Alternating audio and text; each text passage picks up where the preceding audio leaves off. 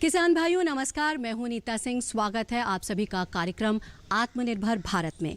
इस कार्यक्रम के जरिए कोरोना काल में आत्मनिर्भरता के नए अवसरों की जानकारी हम आप तक पहुंचाने की कोशिश करते हैं। तो आइए जानते हैं क्या है नया आज के कार्यक्रम में। कृषि क्षेत्र को और सुचारू करने के लिए केंद्र सरकार ने उठाए ठोस कदम। किसानों की सुविधा के लिए एगमार्क का डिजिटलीकरण।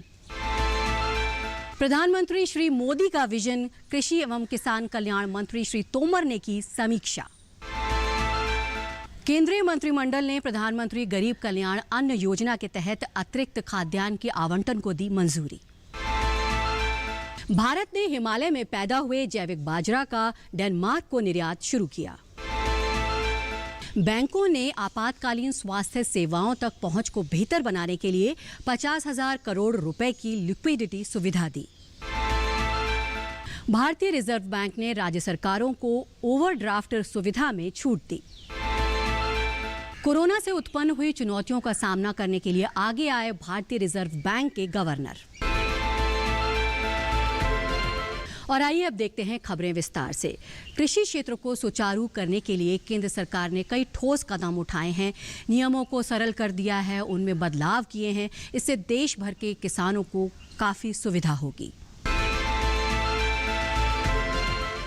प्रधानमंत्री श्री नरेंद्र मोदी कृषि क्षेत्र में सुधार पर लगातार जोर दे रहे हैं। इस दिशा में भारत सरकार ने एक के बाद एक कई कदम उठाए हैं। इसी सिलसिले में कृषि मंत्री नरेंद्र सिंह तोमर ने न्यूनतम विनियामक अनुपालन पर समीक्षा बैठक की। बैठक में बताया गया कि एगमार्क का डिजिटलीकरण और सरलीकरण किया जा रहा है, जिसके बाद एगमार्क के तहत प्राधिकार प्रमाण पत्र यानी सीए के नवीनीकरण की प्रक्रिया को सरल कर दिया गया और इसकी वैधता 5 साल कर दी गई है। इसके लिए अधिकृत पैकर भौतिक रूप से दौरा करने की, न्यूनतम मात्रा में ग्रेडिंग करने की और औपचारिक आवेदन की जरूरत को भी समाप्त कर दिया गया है। अब निर्धारित नवीनीकरण शुल्क का भुगतान ऑनलाइन करके संबंधित कार्यालय को बताने भर से आपका काम हो जाएगा। केंद्र सरकार ease of doing in agri business पर भी जोर दे रही है। इसके तहत कृषि मंत्रालय के पौध संरक्षण विभाग ने कीटनाशकों से संबंधित कई पहल की है। इनसे व्यापारियों को किसानों के साथ व्यापार करने में आसानी होगी। कीटनाशक अधिनियम 1968 और नियमों के तहत विनियामक प्रक्रियाओं के 15 आइटमों की पहचान की गई थी। इनमें से 11 अनुपालन का संबंध कीटनाशकों के पंजीकरण से संबंधित है। अब इस संबंध में रिकॉर्ड प्रस्तुत करने की प्रक्रिया को युक्ति संगत बना दिया गया है या हटा दिया गया है। इस कदम से कीटनाशकों के लिए पंजीकरण प्रमाण पत्र जारी करने में तेजी आएगी। किसानों पर नियामक अनुपालन बोझ को कम करने के लिए ICAR ने 19 प्रक्रियाओं को आसान बना दिया है। ये प्रक्रियाएं मुख्य रूप से बीज, रोपण सामग्री, पशुधन, टीके और तकनीक की बिक्री व परीक्षण से जुड़ी है।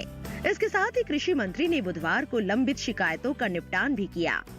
इस समय शिकायत निपटान दर 98% है, यानी हर 100 में से 98 शिकायतों का निपटारा किया जा चुका है। श्री तोमर ने 2020 में शुरू किए गए आत्मनिर्भर भारत अभियान के घटकों की भी समीक्षा की और कहा कि आत्मनिर्भर भारत अभियान के पैकेजों का मकसद कृषि में प्रशासनिक सुधारों के साथ साथ बुनियादी ढांचे और क्षमता निर्माण को मजबूत करना है। और यहाँ रुक रहे हैं एक छोटे से ब्रेक के लिए। ब्रेक के बाद जल्द हाजिर होते हैं कुछ और खबरों के साथ। आप कहीं जाइएगा नहीं।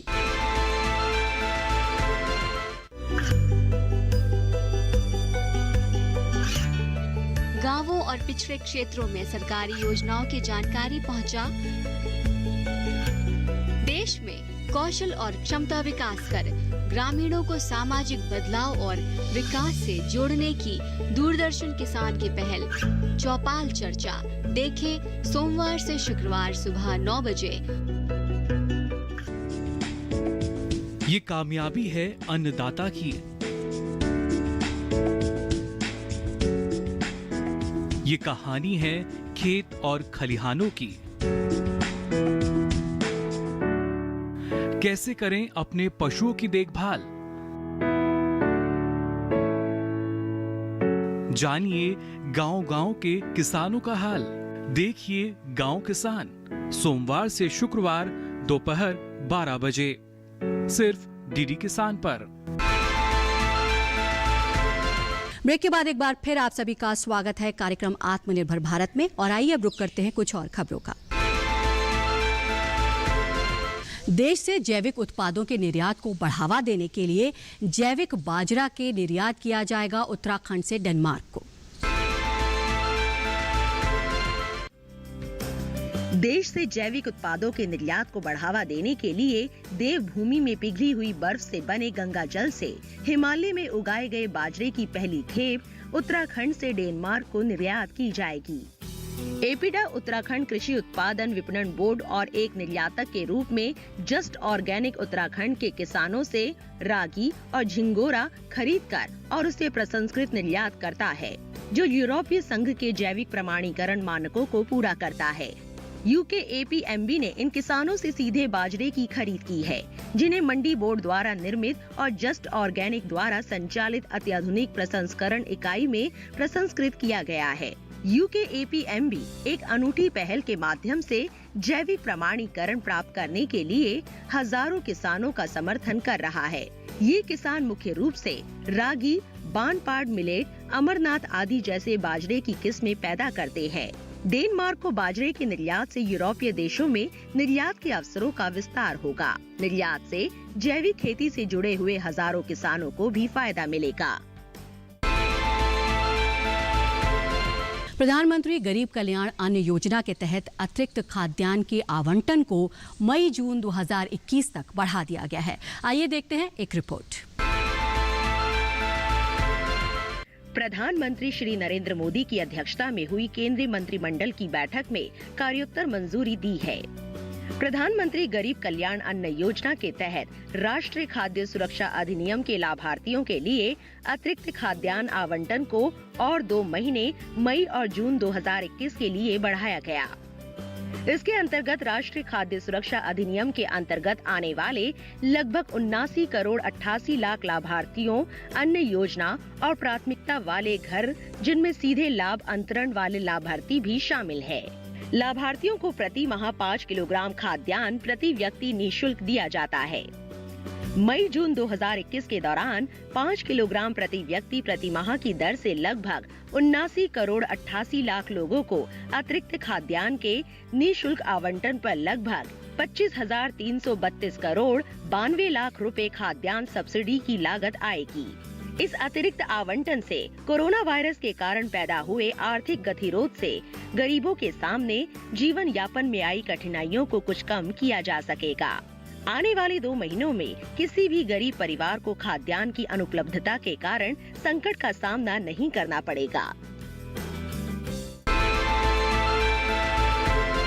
और फिलहाल वक्त हुआ एक और छोटे से ब्रेक का। ब्रेक के बाद जल्द हाजिर होते हैं। आप देखते रहिए दूरदर्शन किसान।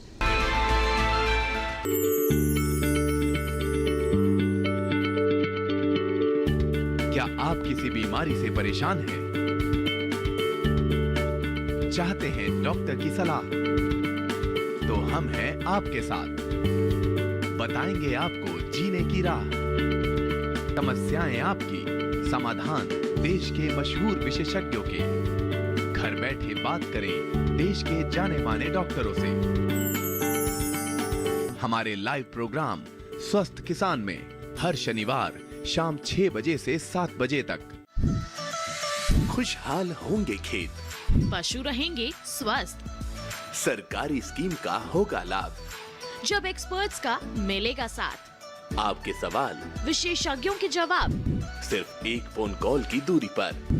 देखिए किसानों का अपना प्रोग्राम हेलो किसान, सोमवार से शुक्रवार शाम 6 बजे से सिर्फ दूरदर्शन किसान पर।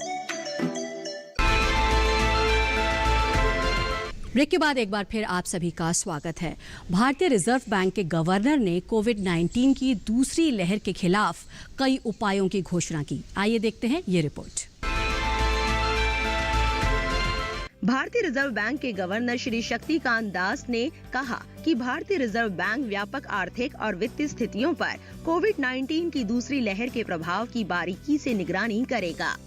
आपातकालीन स्वास्थ्य सेवाओं तक पहुंच को आसान बनाने के लिए 50,000 करोड़ रुपए की टर्म लिक्विडिटी सुविधा, लघु वित्त बैंकों के लिए विशेष दीर्घकालिक रेपो संचालन, ऑन लेंडिंग की प्राथमिकता क्षेत्र के ऋण के रूप में वर्गीकृत करने के लिए लघु वित्त बैंकों द्वारा MFI को ऋण देना, सूक्ष्म लघु एवं मध्यम उद्यमों के उद्यमियों को क्रेडिट प्रवाह, व्यक्तियों, छोटे व्यवसायों और MSME के लिए दबाव समाधान फ्रेमवर्क 2.0, संवर्धित ग्राहक अनुभव के लिए KYC मानदंडों को तर्कसंगत बनाना, अस्थायी प्रावधान और प्रावधानों का काउंटर साइक्लिकल बफर, राज्यों के लिए ओवरड्राफ्ट सुविधा में छूट, वर्तमान आर्थिक स्थिति के बारे में भारतीय रिजर्व बैंक के गवर्नर के मूल्यांकन के कुछ मुख्य अंश, वैश्विक अर्थव्यवस्था में सुधार के संकेत मिल रहे हैं। कृषि क्षेत्र 2020-21 में रिकॉर्ड खाद्यान्न उत्पादन के साथ लचीला बना हुआ है, जो अन्य क्षेत्रों को खाद्य सुरक्षा और सहायता प्रदान करता है। भारतीय मौसम विभाग के सामान्य मॉनसून के पूर्वानुमान से 2021-22 में ग्रामीण मांग और समग्र उत्पादन को बनाए रखने की उम्मीद है, जिससे मुद्रास्फीति संबंधी दबाव हल्का हो। सामान्य मॉनसून से भोजन, खासकर अनाज और दालों की कीमतों पर पड़ने वाले दबाव को नियंत्रित करने में मदद मिलनी चाहिए।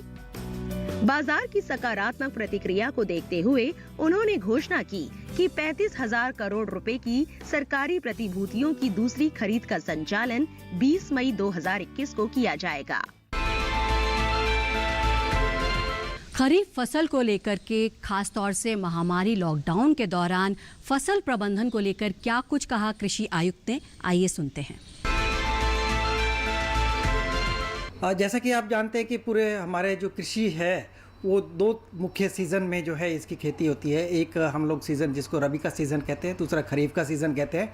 इन दोनों के बीच का भी एक सीज़न होता है जिसको समर सीज़न भी बोला जाता है। तो ये जो हमारे 3 सीज़न हैं मुख्य रूप से इसकी खेती का जो प्लानिंग है पूरे भारतवर्ष में की जाती है कि अब खरीफ का सीज़न जैसे शुरू हो रहा है, क्योंकि मानसून आ जाएगा 1 जून के बाद से, कभी भी जैसे मानसून आएगा तो उसके बाद से खेती की क्रियाएँ जो है शुरू हो जाएंगी। तो खरीफ सीज़न अपने आप में बड़ा अहम स्थान रखता है और इसमें लगभग 151 मिलियन टन का जो उत्पादन है वो हमारे खाद्यान्न में केवल खरीफ सीज़न से आता है। तो खरीफ सीज़न का अहमियत अपने आप में इसलिए ज़्यादा हो जाती है जो कि हमारी खाद्य सुरक्षा को और पोषण सुरक्षा को सुनिश्चित करता है।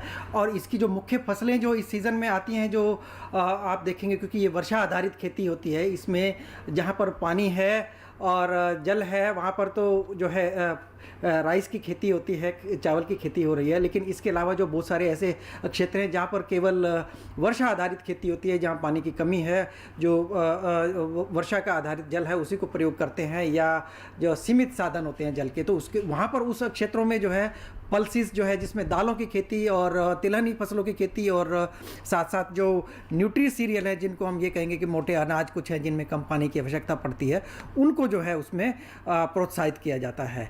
तो एक रूप से जो ये खरीफ वर्कशॉप है, इसमें हम लोग जितनी भी हमारी ये फसलें हैं इनका एक क्रॉप प्लान डिसाइड किया जाता है और एक एक्शन प्लान डिसाइड किया जाता है कि जो हमने लक्ष्य निर्धारित करे हैं उन लक्ष्यों को जो है राज्य सरकारें कैसे प्राप्त करेंगी। तो लक्ष्यों को प्राप्त करने के लिए सबसे जो इम्पोर्टेंट और अहम मुद्दा आता है कि हम नई तकनीक को कैसे प्रयोग करें, कि नई तकनीक जो है वो किसानों तक पहुँचे। लेकिन नई तकनीक के साथ साथ जो साथ में अहम स्थान रखता है वो होता है हमारा इनपुट सिस्टम। हम लोग इनपुट को जो है एक तरह का एश्योर करते हैं, जो हमारे आदान है, चाहे वो बीज है, चाहे खाद है, चाहे वो जितने भी पेस्टिसाइड है, साथ साथ में मशीनरी को भी हम लोग जो है आदान में मान करके चलते हैं। इन सभी आदानों को सुनिश्चित करें कि ब्लॉक लेवल पर, गांव के स्तर पर जो है वो सभी जगह पर पहुंचे और उनकी उपलब्धता को सुनिश्चित किया जाए।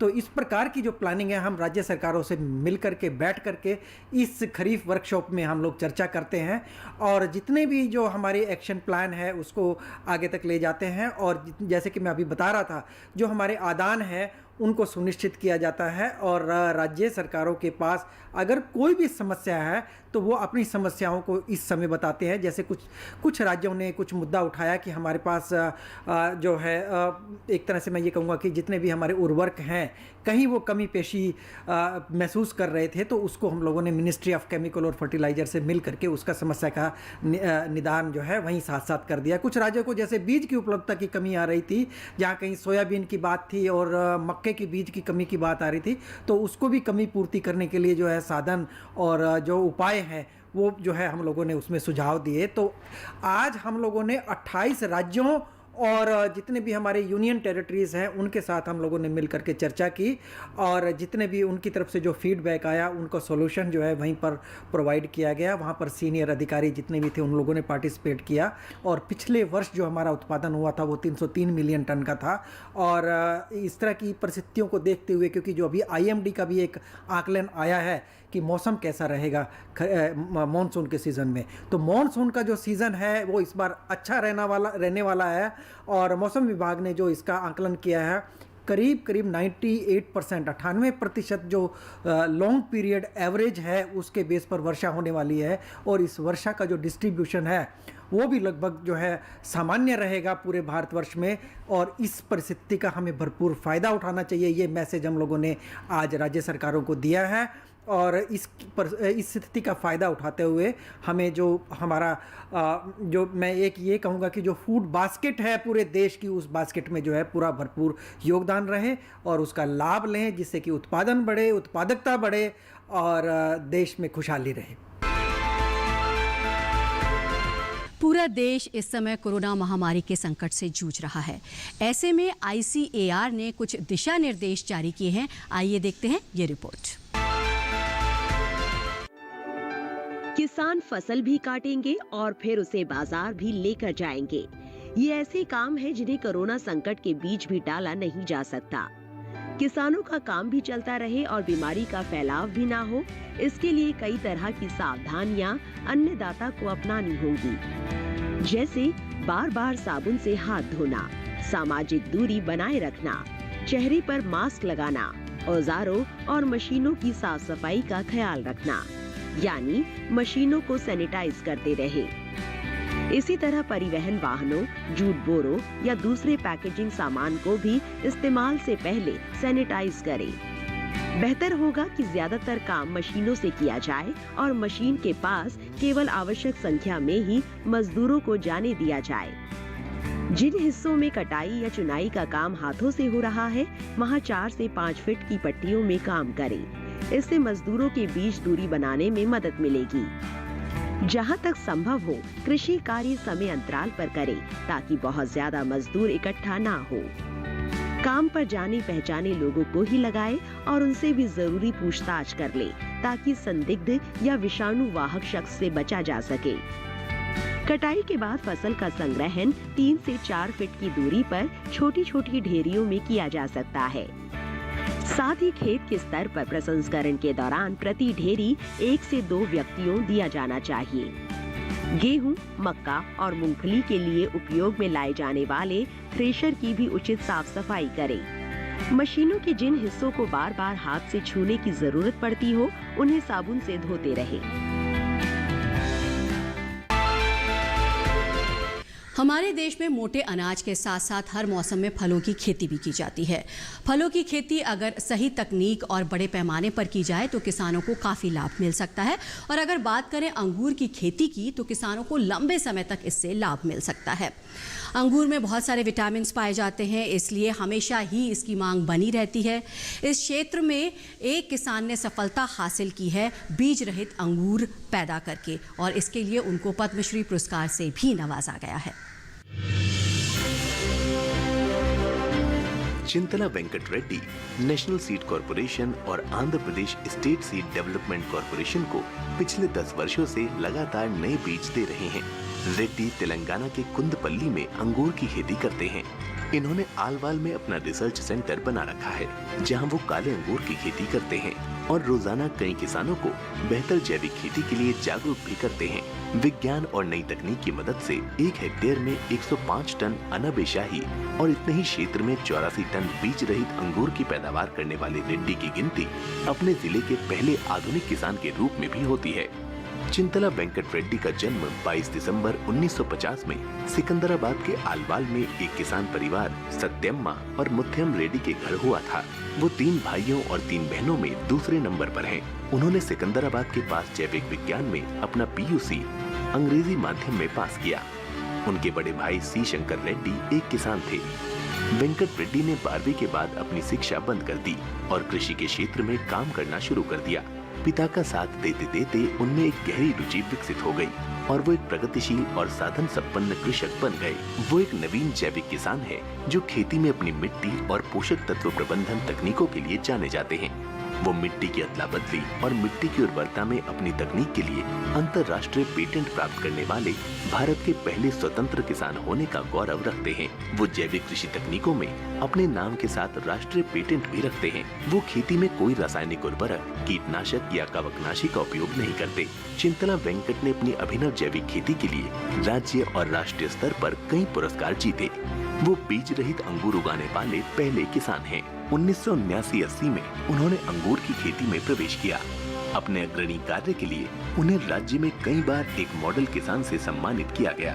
उन्होंने अपनी SM तकनीकों का प्रदर्शन किया जब 2001 में संयुक्त राज्य अमेरिका के राष्ट्रपति बिल क्लिंटन और 2006 में जॉर्ज W बुश ने हैदराबाद का दौरा किया।